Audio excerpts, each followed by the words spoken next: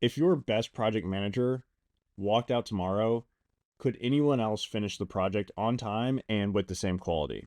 For most businesses, the honest answer is no, because the know-how lives in one person's head and no one else has access to that unless they ask that person directly. It's not only a huge liability for the business itself, but it's also a very common obstacle that handicaps most companies' ability to scale the business. So in this video, I'm going to cover why SOPs, process, and a central knowledge base are the backbone of scaling in the agentic era. So let's get into it. Most of your company's value is trapped in people's heads, right? The reality is the most important data, processes, and expertise exists in emails, docs, but mostly in employees and people's heads, right?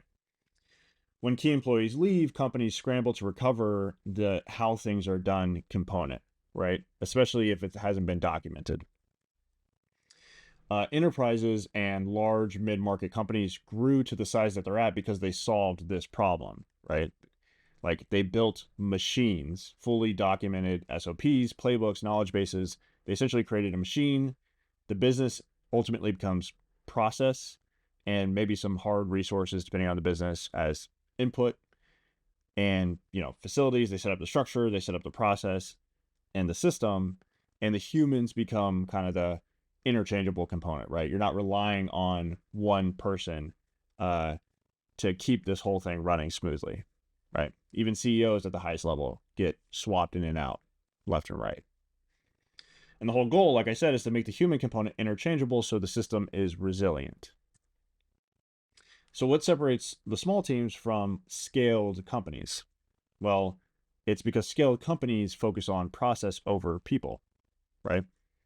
Small teams rely heavily on individual intuition, right? There's a lot of discretion given to individuals to make decisions because either there hasn't been like precedent, right? Like a certain scenario hasn't come across the desk before. And so like a new kind of way to handle it needs to be developed. And sometimes you're moving so fast that you don't have time to kind of like document the decision-making that happened there, right? The decision-making framework or the process or whatever. And so like over time, if this happens a lot, you eventually have somebody who's like seen a bunch of different scenarios and has tested certain ways to handle each scenario. Maybe some failed and some worked, but over time they've developed a certain kind of like decision-making framework around it and like expertise, and they have better intuition about it. And, they become like very, very integral to like the whole thing working. Right. And so you end up relying, if you're a small team, on that individual intuition and kind of like the tribal knowledge, which makes it hard to scale up when you need to kind of replicate, you're essentially like replicating kind of like, the human component, bring on another human, give them all the information that you have, and thus you replicate a human within the sandbox of the organization, right? And it's really hard to replicate when you don't have this stuff like documented, right? And then at scale companies, obviously they're more process oriented and they have documented knowledge. And it seems somewhat obvious, right? But the real challenge is converting kind of tacit knowledge, right? That what I said about the compounding nature of handling scenarios from a hands-on perspective, testing different ways to approach a certain scenario. There is no fallback. There is no data to look at. There's no precedent. There's no SOP that already exists. And so that person is kind of making it up as they go. Maybe they're using some previous experience, but they're making it up as they go without documenting, right? But the challenge is converting that kind of like make it up as you go, tacit knowledge, and the results, on the back end from that into a documented knowledge base or like decision-making framework, right? Employees build intuition and decision-making skill over time within the bounds of like, obviously like their like role and responsibility, the workflows that they own. And this tacit knowledge is rarely documented and often leaves with them, right? When they leave the company, it's like, oh yeah, I used to handle, scenario 49 through 100. Now that person's gone, they knew how they would handle it, right? But it wasn't documented. So now 49 to 100, we're scrambling to figure out what to do, right? Now that this person has left. And if you are a leader of a company or a manager, it is time to start building your knowledge base, right? So you can use Agentic AI as a vehicle for scale. So this problem of like small companies trying to grow and scale and not building a process or a system or fleshing out a knowledge base, right, becomes 100 times more important when you start to implement agentic AI like leverage into the company, right? Um, it just becomes 100 times more important, essentially. If you scaled your productivity 100x based on your current knowledge base, right? Imagine somebody doesn't know anything about your company and you say, hey, here's all of the stuff.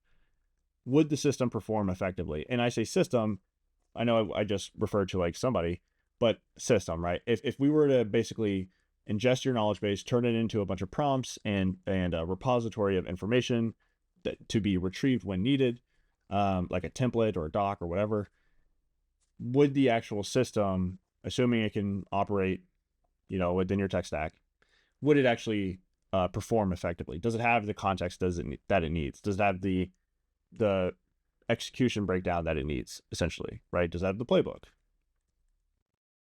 If not, you must develop your playbooks, create your knowledge base, and treat your data as foundational, right? And so part of that, first, let me talk about developer playbooks. These are, you have a playbook for your sales team. You have a playbook for your SDR. You have a playbook for your operations team. You have your playbook for your operations manager. So a playbook is kind of a book of kind of responsibilities.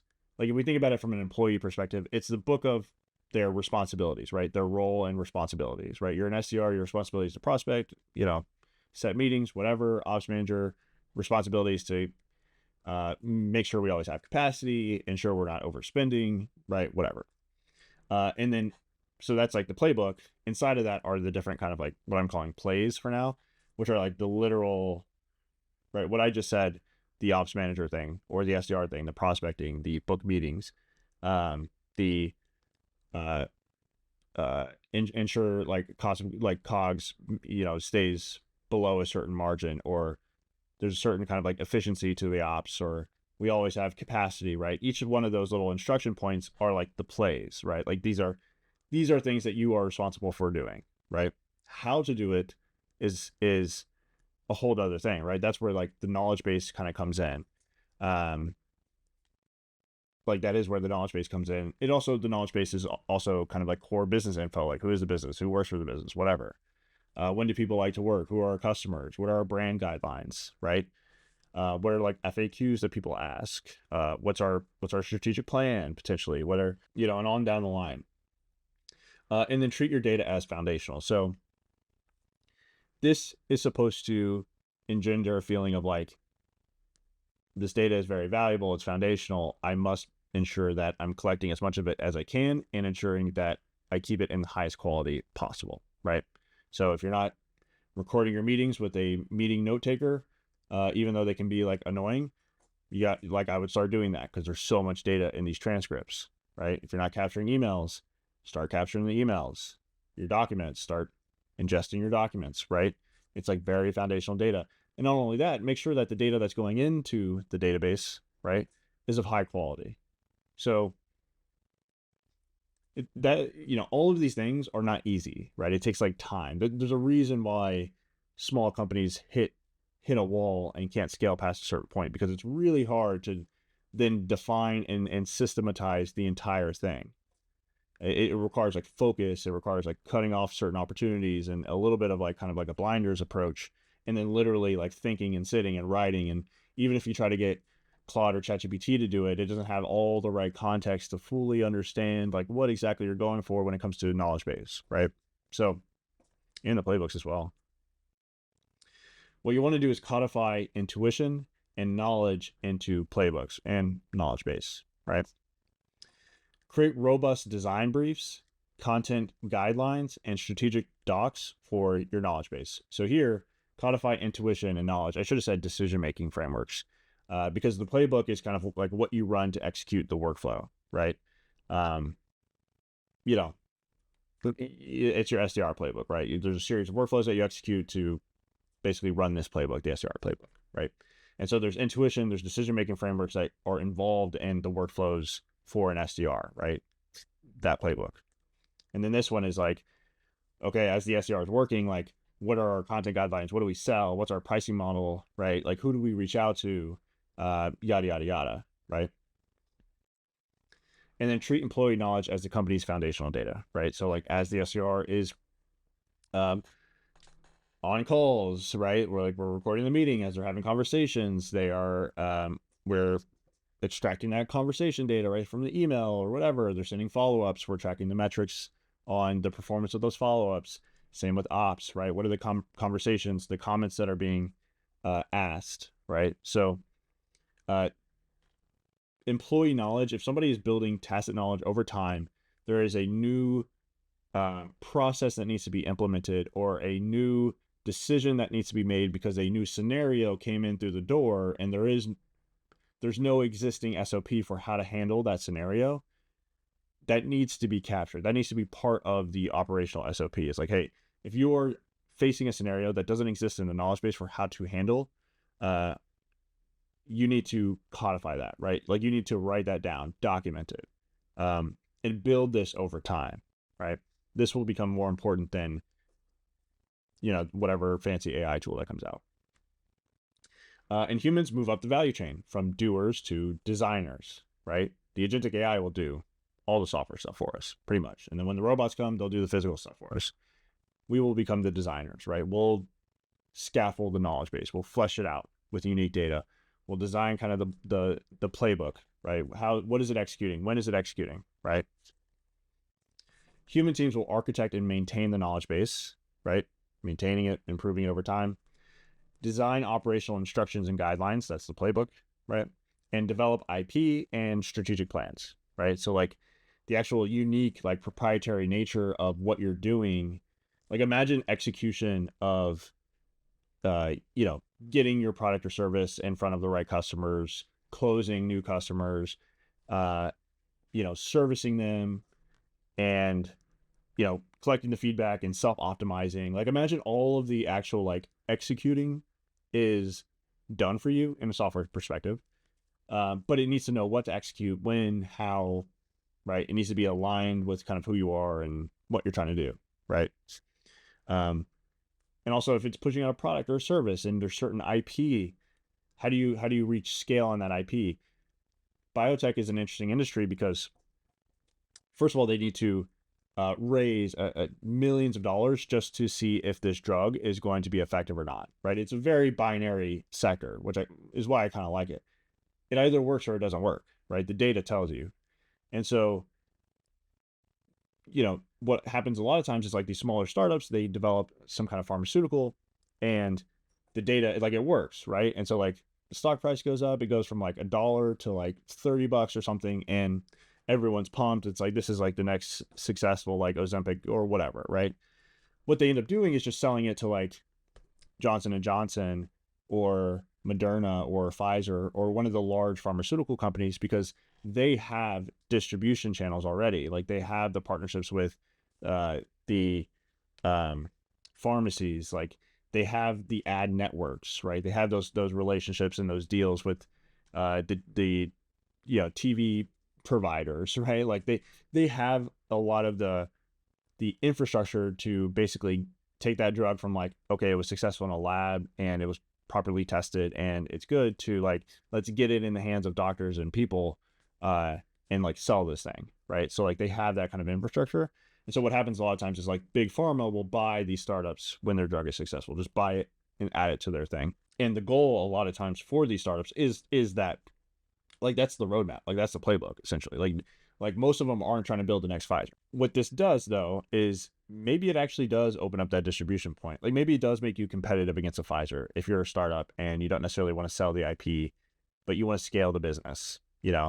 What this does is give you kind of like bolted on leverage almost immediately. Say, hey, I got a new pharmaceutical, like let's execute X, Y, and Z playbooks to get this to get it on the radar of doctors, get it on the radar of other physicians, and our target kind of patient base, right? And it's like, okay, it executes that plan for you, right? At a way reduced cost than what it would be to like stand up an entire infrastructure of like a team, and like you got to get software and you got to get people the right laptops and everyone's got to be HIPAA compliant and all this stuff, right? So it just gives you that next level leverage where maybe you can start to compete, and the real value is the IP, And the only thing holding you back was just like the infrastructure of building a business to get that IP in the hands of other people or share that IP widely. Well, now this thing can actually like help you do that, right? Agentic AI systems will execute on your playbooks using the tools that we give it while guided by your knowledge base, and it will lean on us humans to analyze and refine, right? Either the outputs or the inputs, right? Input is like a new email, maybe needs to be contextualized and ask like, wait, who is this John? Which John are we talking about?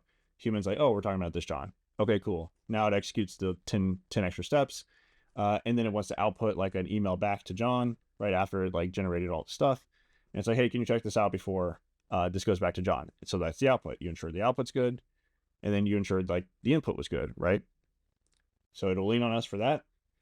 We will obviously develop the knowledge base that it'll use, right, to stay within the guardrails of our company. It'll use our tech stack, which we're saying tools. It'll not just be the tech stack, but it'll be additional tools as well that we give it. And then it'll execute kind of like our playbooks, which are just like our book of instructions on things to do, right? Plays.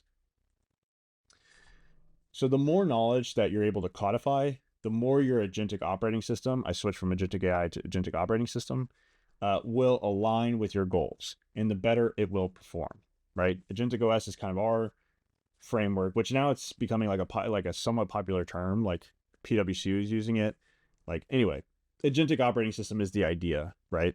And when you codify your knowledge, the better you do it, the better this thing's going to perform for you, essentially. I mean, Claude 4, these models are getting so good that everyone was right. You know, the models are only going to get better. So like what is actually like the future case here?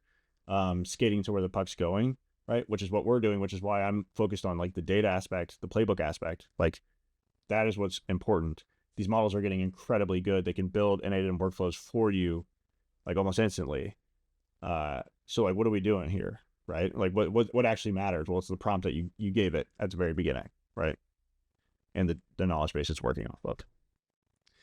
Bottom line here is success in business will move from execution based to data based, right? How many times do you hear like Naval and others say, oh, it's not about the idea. Ideas are endless. It's about the execution. I think that is going to change a lot, actually. So hire humans that can increase the size and quality of your organizational knowledge, right? Data becomes extremely powerful.